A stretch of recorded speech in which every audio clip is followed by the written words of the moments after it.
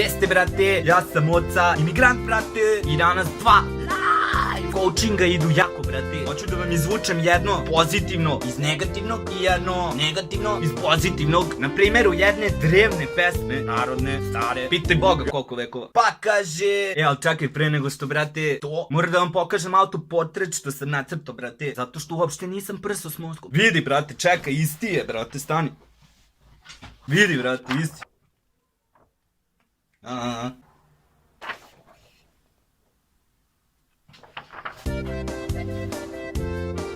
Nazadno live coaching. Pa kaže, debro, obožavam kad raskinem s ribom, jer koliko god zjebam bio, to mi daje zeleni karton, jer mogu da pozitivno pije, da je zaboravim. Negativno, a želja se veća stvara.